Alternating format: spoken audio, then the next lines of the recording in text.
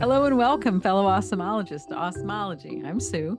And I'm Ben, and in this episode, we're welcoming Meredith Olmstead, marketing and sales leader, CEO, and founder of Fagro Solutions, and fellow podcaster. Bonus there. Thanks for being here, Meredith. Thanks for having me. I'm excited to I usually have the guests on my podcast, All so right. it's exciting to be a guest on somebody's Yeah. podcast. The tables have turned. Be Right. ready. Yes. Yeah. Yes. This is where, yes, everything that you've done to other people on your podcast now, it all gets revisited Oh onto no. you. We're going to exercise the demons here, Meredith. Let's get it going. Well, yes, welcome. And it's so exciting. We've not met, so I'm excited to meet you and talk to you.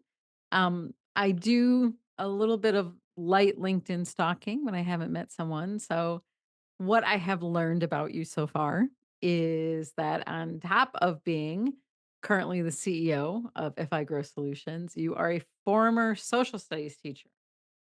So, Oh. let's start there. What is the journey from teaching history in Ohio to where you are today? Yes, it's really funny. I've never taken a business class, never taken a marketing class. I have 3 degrees, 2 master's degrees and an undergrad in social studies education. The 2 master's degrees are from Columbia up in New York City, so I finished school in Georgia, Georgia State, and then went up there and was thinking I'd be did a social studies and also administration, school administration. Did an internship, was thinking principal, all those things. Started working, I've taught in 2 states, in Georgia and Ohio. And then I started having kids, got married, have kids, and after 3 kids, I realized I never wanted to work with children again. So I kind of had to regroup and was living abroad and had some really good friends who were also kind of with their 3rd children, working moms, but who were kind of in a transition.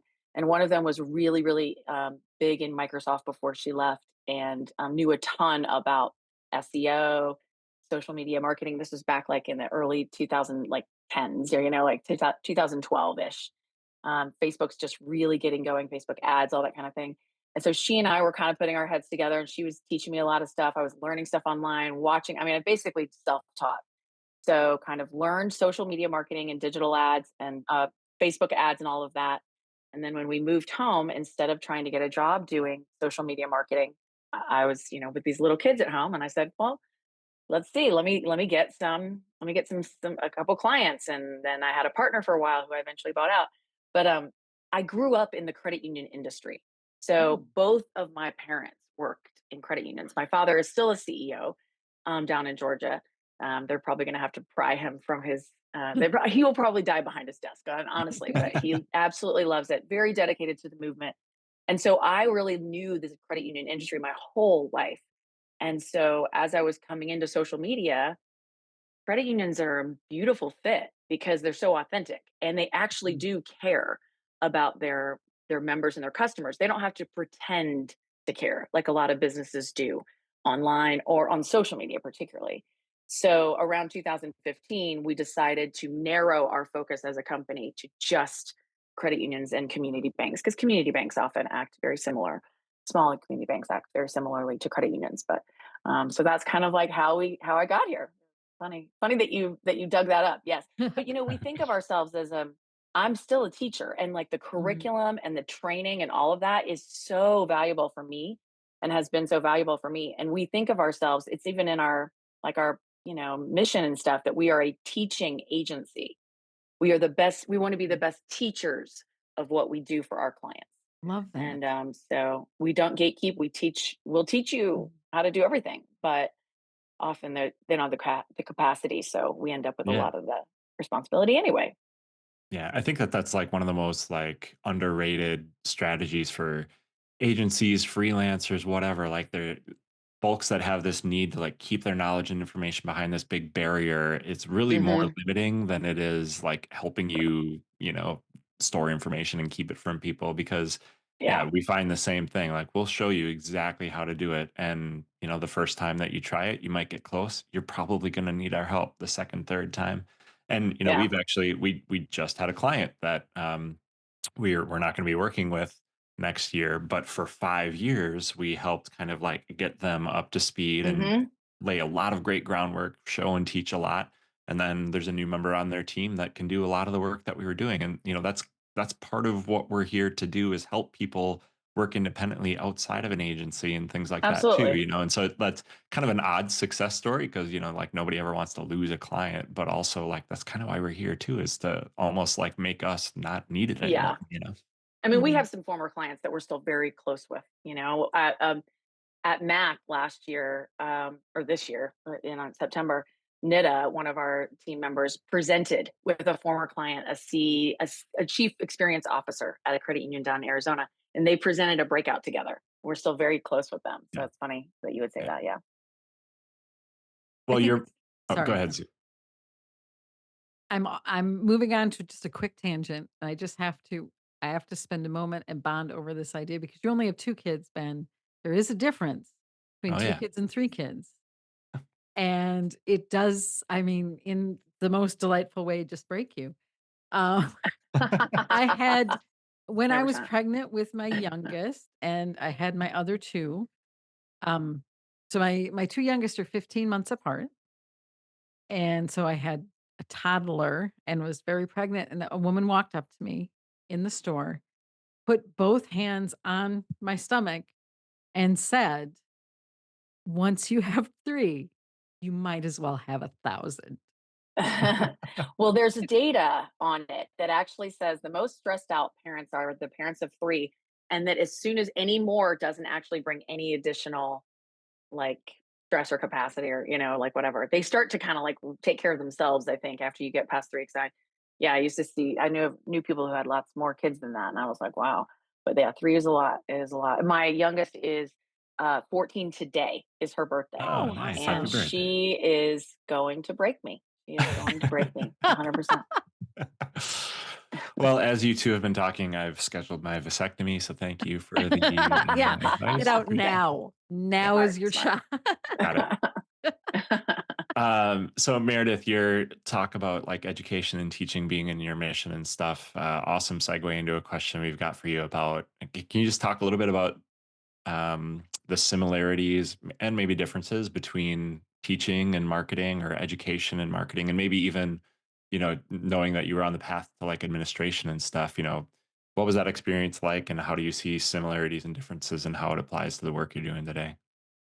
Yeah, it is a lot. I mean, I think there's a lot of overlap.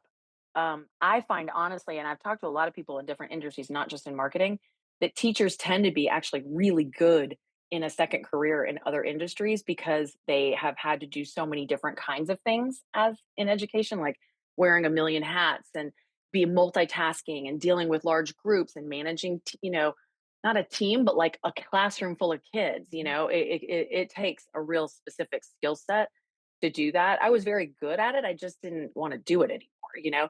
And honestly, the other thing I did, I mean, I jokingly say I had 3 kids and I never want to do it again or I never want to work with kids again, but it's having 3 young kids and not living close to family makes teaching a very inflexible career because while it seems like, oh, I've got the summers off, I taught secondary ed, middle or high school. Well, that starts earlier than elementary school. Who's going to put my kids on the bus if I have to be Right. down the road an hour earlier?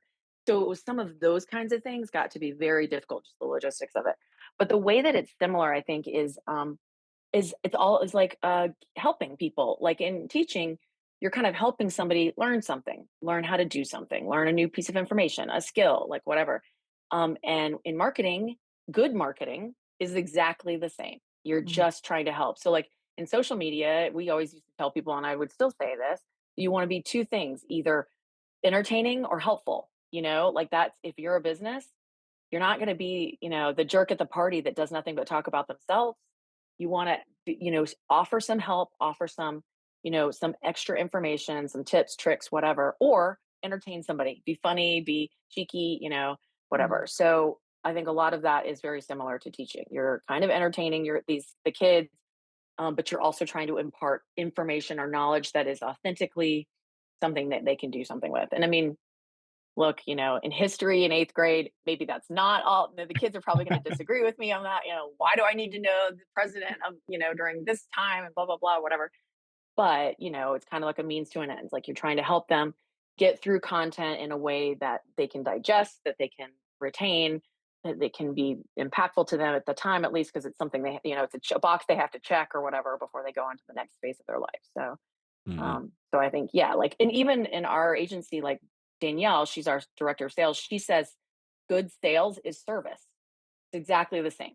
You're not really trying to sell anybody something they don't need. You're trying to give them something that would be helping them. So it's Right. the same, and so it's the same kind of idea. Yeah. I totally agree. Uh, I have experience in corporate training, so adult education and that kind of thing. And it is, um, there's this responsibility. And I think the best marketers, the best teachers, the best corporate trainers take the responsibility to connect that information to people really, really seriously. And I think let me put it this way. I think that teachers, it is ingrained in them. And you learn that as a professional. If you're a corporate trainer though, and you don't come from teaching, I think that there's a trap you can fall into where you say, "Well, my job is to present this stuff, and you all need to pick it up." And I think marketers do that too. My job is to put this thing somewhere, and you all now have to do your half of this equation. But it it is not that simple. It is much more nuanced. It is about taking responsibility for connecting things. And um probably one of the beauties of both of those things are that you can move relatively quickly in training and in marketing. And if the thing that you have already put out isn't connecting, you iterate, iterate, iterate until Yeah, you get that proof of what you're doing is working, and until you see it, you keep changing. So, yeah. Yeah. I mean, I I was definitely that kind of teacher. Like, I don't think there's truth is relative, right? Even in history, you can see so many different perspectives on the same event, mhm, been based on whose eyes are looking at it. So I think it's the same with marketing as well. Like we always say, like part of the other thing besides we say we want to teach is we can always do better or be better, and we always can learn from mhm. our mistakes, and we're super transparent. So not everything goes right, but when it goes sideways, you figure out what you learned from it, and then you share it. Just yesterday, one of our digital ads team members realized that there was a huge mistake with a daily spend for a client, and they adjusted it very quickly within 2 days. Spent a lot, they didn't overspend their budget, but they did spend more than had been planned. Rare mistake. Can't remember if we've ever done it before, but they immediately shared it with the client. The takeaways, the learning, Mm, everything, the benefits, and move right on. You can't pretend like we aren't human and we don't make mistakes right. sometimes. We can't do something better. So I think that's something that definitely our clients really appreciate is that they know that no matter what, we're not going to flush their budget and pretend like we didn't or like whatever. Mhm. I mean, we never did that, not flush it, but Yeah. like, it's like if Yeah. you make a little mistake, you own it and you share it and you move forward and you learn from it and you do better the next time. Yeah. Little mistakes, little learnings, things that we do that we just at the end of the day can prove we're ineffective. Like it's just part of the gig. I think whether you're talking about marketers or teachers or any other kind, I mean, probably many other industries too. It's like baseball, like the best hitters bat 300 or above. And, that's like 3 in 10 at bats, they get a hit, which is like Yeah. relatively a pretty poor percentage, but Yeah. also like that's pretty darn good in that sport. And I think like a lot of what we do as marketers, like, I bet you if we could look back at stuff that we've put out over the years, if I knew that 3 out of 10 things like hit and stuck with people, I think I'd take it. You know what I mean? But that means I like Mhm. mean, just seven 25%, things don't. 25%. Yeah. 25% of the average 25% marketing emails get open, and I Right. mean, like it, and you can't even track it accurately anymore. Right. But so, yeah, it's right in that neighborhood. Yeah. Absolutely. Yeah. Another thing that I just have to acknowledge that you talked about, your like not wanting to teach anymore, even though you were good at that. I think that as we're all, navigating through our professional lives and stuff, I think it's important to, I don't know, embrace opportunities to acknowledge and learn stuff like that. Like we're all passionate about a lot of things, but that might not mean that we have the desire to do them. Like I think I'm a pretty good cook. I actually really enjoy cooking at home. I would maybe even say I'm passionate about cooking a good meal, but I have no desire to open a restaurant. I have no desire to like and there's like a difference there, right? Yeah. Like I think you can be passionate about something, but also have no desire, or you can be really good at something, but no desire to make a career out of it or do it long term, Mhm. whatever. I think it's important to acknowledge that, realize that. Yeah, I think as you get older too, you get a lot better at doing things because it's where your priorities are or where you need to be or where you think you should be spending your time and not because you think you're be or not because that's what other people want you to be doing, you know? Yeah. Oh, I should be do that, should do something out of guilt or whatever. Yeah, I've gotten pretty good at saying no to things. Yeah. Sometimes even without explanation, honestly. Yeah. Sure. So it's pretty funny. Oh, that sounds magical. Maybe It maybe is. after Yeah, this yeah. we can connect and you can explain to me how to do that without explanation, I think is the big Humor usually is the thing. best way. Now, the first line in your LinkedIn profile, as I mentioned, lightly stalked you, says that you believe traditional bank marketing is broken.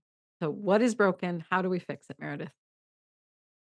Well, I think banks, and credit unions, particularly, because they're a little smaller and a little bit more there's a lot of reasons, but they're notoriously slow adopters when it comes to new technologies. I mean, it's a security thing too, it's Mm, just about trust, it's about being dependable, it's about people's money and their social security numbers and all this, so they have to be their compliance and all the regulations. So there is a lot that slows down trying new things in that industry, which is part of it. But I think they were a little behind the times as the consumer moved online. And that's really where a lot of that, like the traditional bank marketing is broken.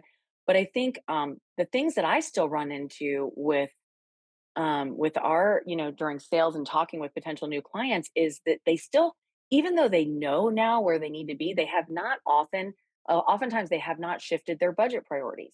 mm, And it is forever. Like I feel like sometimes I'm banging my head against a brick wall to try to explain to a marketer and then potentially that person's boss or the C suite that oversees the department why they need to spend more money on a website.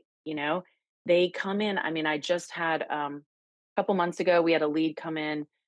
They were a pretty sizable CU. I think it was a CU that was, 7 to 800 million in assets. Not enormous, but not tiny by any stretch. And she told me she would be stretched to find $50,000 for their new website. And I like almost laughed. I know I laughed out loud and then but I was reading an email, so I wasn't rude about it, but I, like, laughed out loud when I read the email, and I was like, "Well, I'm glad she told me this because she's not gonna waste my time anymore." Like, mm, it just I was, like, shocked. I'm like, "You would these people, these institutions will go out and they'll build a branch, and they'll spend $2,000,000 buying it, building it, renovating it, staffing it, everything. They spend more some of these places will spend more on utilities throughout the year than they wanna spend on a website. And it just blows my mind because I'm like, you have hundreds of times the traffic, maybe even thousands of times the traffic to your website that you do to any brick and mortar. And that right. they don't want to dedicate staff. They don't want to put lending staff behind it. They don't want to, spend six figures on it. They don't want to optimize it regularly. They don't want to pay for core integration. They don't want to hire a digital lender, like all these things. And I'm like, but you'll do all that for a branch. What is the Mhm. difference? I don't understand. So that's what I mean when I say traditional bank marketing is broken. The other thing I see sometimes still is spending six figures on traditional marketing placements. We have a client we still butt heads with that spends over, 100, $200,000 a year on radio and TV ads. Hmm. They spend $2,000 a month on digital ads, you know? And I'm just like, I just throw my hands up and I'm like, I don't even know. I can't even have a conversation with you about those priorities.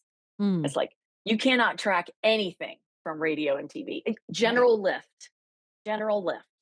Yeah. Yeah. brand, and there is a place for it, don't get me wrong, but, Yeah. like, you get so much for so little in the digital space when Mhm. it comes to ad spend. And so those kinds of Yeah. things, the budget priorities need to follow. Like, and it's I think I'm dedicated to this, to being more vocal about this in 2025. And I've told my team too, like, we are not doing proposals unless we have executives on calls to review them anymore. Because what ends up happening is you have people who they need to get their compliance requirement. Oh, I need 3 proposals, 5 proposals for this project, Mhm. but I'm not gonna spend what I know you need me to spend. It's on your website. Our price is on our website for our website. Our price is there. Very not we like to put it out there so that there's no question. So unless I can get the right decision makers who have the budget, control, Mhm. I'm not doing it anymore because it's just such a waste of time and it's silly. So, Yeah. did that Do answer the we question? Yes. Do we as marketers, uh, need to do a better job explaining as marketers and teachers and trainers, convincing people, the C-suite, anyone, that your website is a branch? Is that Are we still not have they not caught that yet? Is that part of this problem? I mean, I think what happens is, well, the other thing that we're really dedicated to in 2025 is connecting all data into marketing efforts and marketing channels from the core, the new account data, Mhm. so that you can close the loop on reporting and show with definitively where leads have come in through the marketing funnel and ended up as new accounts or new members or new loans or whatever. Um, because I think part of it is the revenue, that people look at marketing as an expense versus Mhm. as a revenue generation. But the other thing is just like I tell people when marketers, and this is why you need other people, other departments, and the executives involved. Why in the world would a website only be a marketing expense? Why should it come out of only a marketing budget? Like, Mhm. does the branch down the street that you just paid $900,000 for the piece of property come out of marketing? Absolutely not. So it's about looking at how they're Mhm. accounting for the dollars and whose budgets are coming in, because it is a digital branch and it very much should be coming out of operations to some extent. Mhm. Sure. Mhm. Yeah. From a security standpoint, you could probably tap into some IT money. I mean, there's a whole lot of ways you 100%. can get creative with it, right? Yeah. I mean, marketing doesn't pay for the core. Does marketing pay for the app? Like, it's all Yeah. these things that are about user experience, about member and customer service. Mhm. I mean, if you screw up your customer's experience getting to your details online on your website, you have lost that customer. You know, why that would only be considered a marketing expense is crazy. Mhm. Yeah, I do think part of it is still, maybe a bit of old thinking in a couple of ways. Like Hmm. one, just not that acknowledgement of, the digital branch, that presence. And then also, maybe the flip side, like when websites first started being built and credit unions first started having them, it was essentially an online brochure, right? Like there wasn't a Right. connection to banking, there wasn't a connection to, loan applications and all this kind of stuff that, now is like, why would you have a website without any of that stuff, And so, yeah, getting past all of that is not easy. And, yeah, at the end of the day, like this kind of work isn't cheap and, like value needs to be proven. So of course, like, think anything that we can do to prove ROI, anything that we can do to show that marketing is, you know, assisting or maybe even like the direct contribution to income, like it's crucial. Yeah. I mean, when we track the hours for a website project, we probably have 2 to 3 team members touching every single finished page of a website. The average credit union project that we do will probably launch with 60 to 80 finished pages, not all completely SEO optimized because they don't all need to be. Some of those are system pages or whatever, but a lot of research goes into those pages. We do the hours on it and it's like 40-hour week times 8. Like, it's crazy amounts of work to do it right. Yeah. And so, but I think, that's where I think people don't understand. Like, you can't just throw stuff up and expect it to work like that. Right. I think it's much more work than a lot of people who've never done it realize that it is. Mhm. Well, Meredith and her team are on a mission to fix credit union and bank marketing, and we're happy to know you. We're happy to be on that same path with you because we do some similar work for sure, and you're just preaching to the choir and singing our Mhm. song here because we Yeah. we hear a lot of the Yeah. same. All right, left turn. You ready, Meredith? I don't know if you've heard, maybe we've talked about this, maybe not, but we're writing a book. Sue and I are writing a book that's Ooh, all about cool. purpose in marketing and purpose even outside of marketing, and lots of aspects of purpose baked into this. And we've got the opportunity through the podcast and through events that we're at and stuff to talk to so many awesome people like yourself. So, my question for you, because why not learn from awesome people like yourself, is what would you say is your purpose? Do your best to describe that. And I'm sure whatever you have to share will be very helpful as we're writing. Hmm. I mean, my absolutely. Well, I'm going to be 50 in February, and Mm. so I've got 50 years of experience behind me.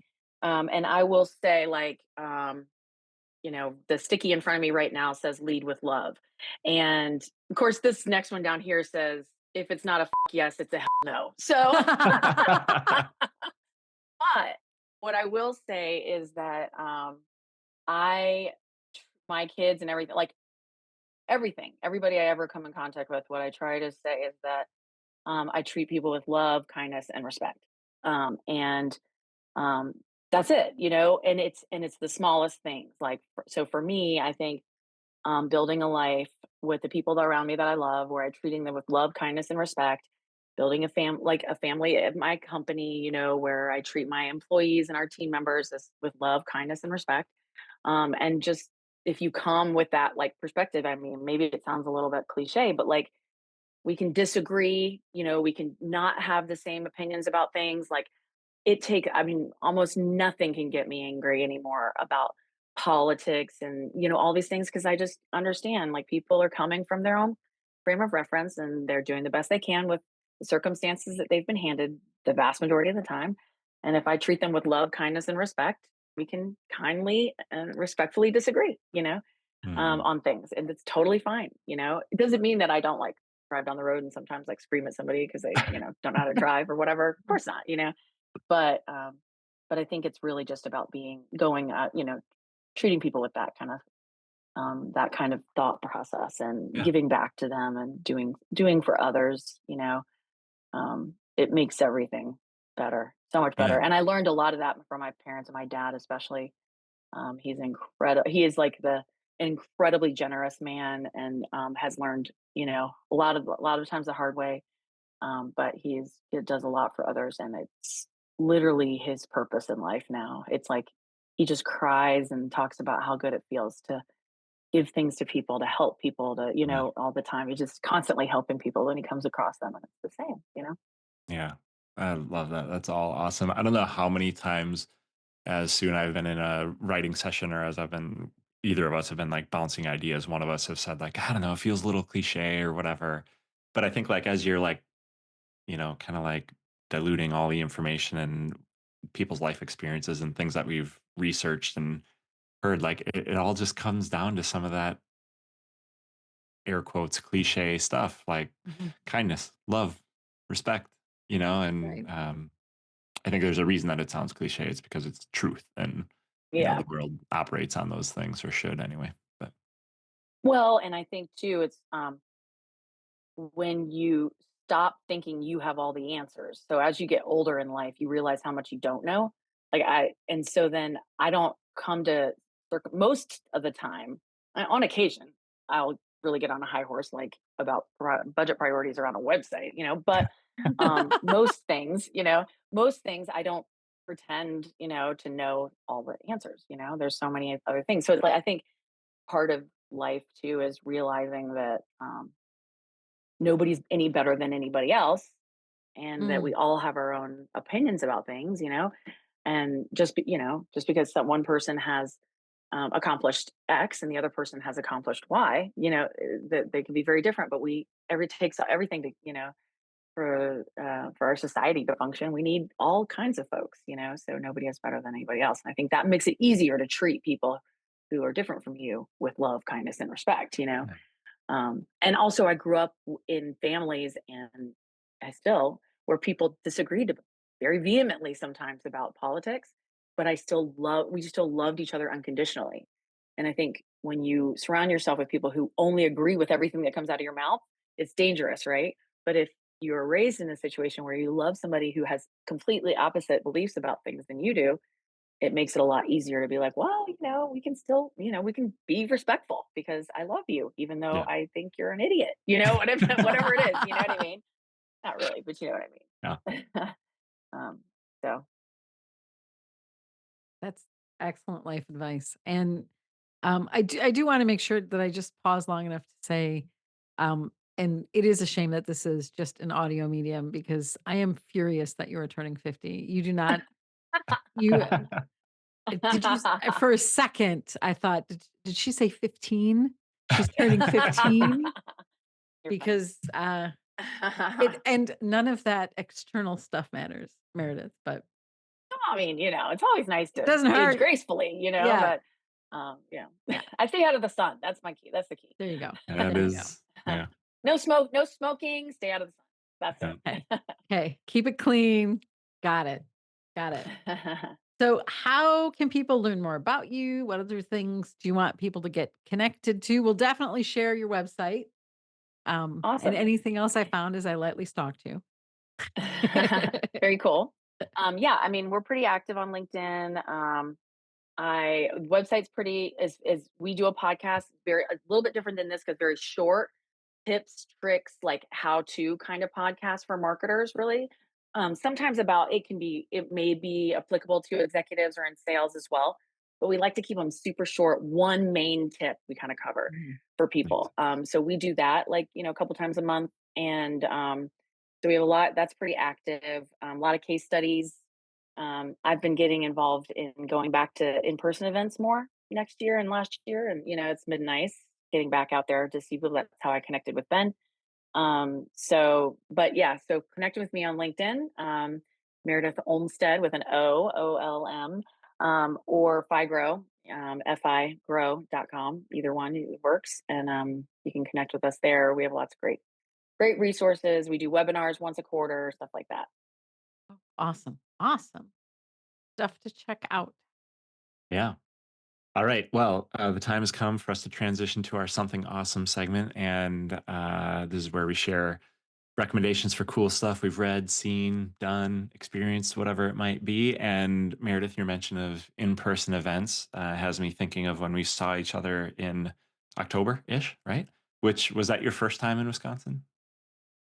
It was. It was. Okay, cool. So you have to come back because my something awesome to share today is about the Milwaukee Art Museum, which just Ooh, received a ginormous $3.5 million gift. And the purpose of that gift is to keep admission for people 12 years old and younger, to keep admission free for them in perpetuity. So a huge very gift nice. to that museum, a huge gift to the community, to the state, to the country.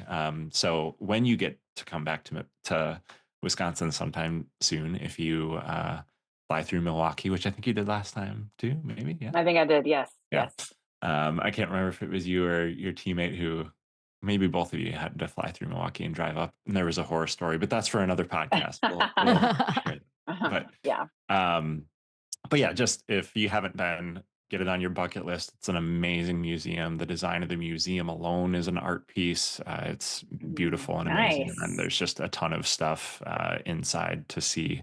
And I just think, as the world changes and people's priorities shift and we're more and more online and all these things, these kind of in-person experiences, especially with stuff like art and music, it's just more important than it's ever been. So to keep that free for people at a young influential age, I just think it's so important. So I don't know if I don't believe the article mentions the name of the person that made the gift. It's anonymous actually, now that I reread the link. So thank you to whoever you are. I'm sure they're not listening, but good vibes out to the universe because a really important gift to an amazing place on the planet. So That's awesome. yeah, Yeah. Yeah. Very cool. That's one of the best things about DC when you go is the museums being free, yeah, right, being accessible, or like in New York, the Met is donation, right, the suggested donation. If you don't have your $25 or whatever it is now, you Yeah. can still go in.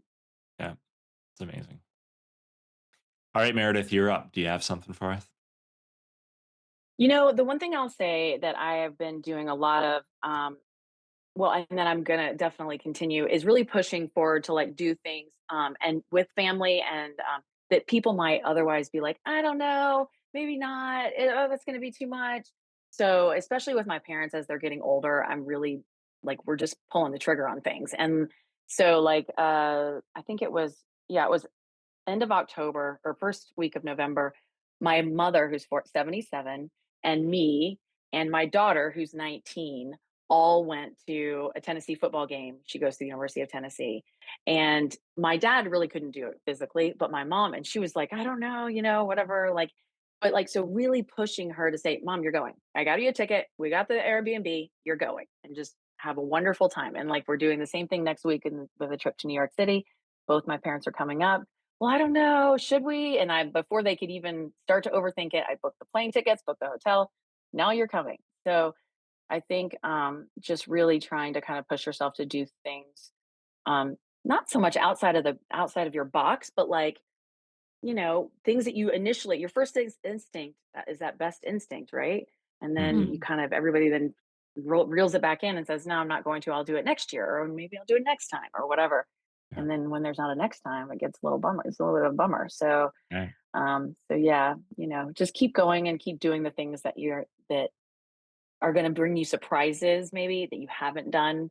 Mhm. And I think also those in-person experiences, getting back out with people, getting Mhm. off your phone, not so much digitally connecting with people, but connecting with people, really connecting with them. Right. Love it. Great life advice. That's a thing that, we my husband and I did with our kids to try and prioritize, especially when we didn't have much money, to try and prioritize experiences over like presents, physical things, toys, Yeah. and things like that. And now that it's just my dad, we really try. He's 81. We tried to do and the same thing you're doing, Meredith, get him out and say, "No, we're just doing it. We bought your ticket and you're just gonna just get in Yeah. the car and you'll be fine." Yep. Yeah, 100%. love it. Well, that your 2 things make my thing very silly, but listen, this is a thing that made me happy in the last 2 weeks, and I'm still gonna share it. I found out I have a Google Pixel phone. I know, Android, please. Ah, but, um one thing that my Google Pixel phone is very good at doing is telling me how wonderful it is and sending me little notifications, but all the wonderful things that it does. And a new feature that I did not know existed on my Google Pixel is the now playing feature. And this is one of the most fun things that um, I don't know. It just gave me great joy. It's a silly little thing. So it picks up ambient noise, ambient music, and it can tell you. You Oh just yeah. look at it and it can tell you what is playing. So you don't need an app, you don't need anything. That's And cool. we were in the car, my husband and I were in the car actually driving back from Milwaukee, and my recommendation was almost going to be the Milwaukee County Museum. So it's interesting. You brought what you brought, Ben. Um, and but we were listening to Sirius XM, and I literally could not stop watching my phone to see what songs it was picking.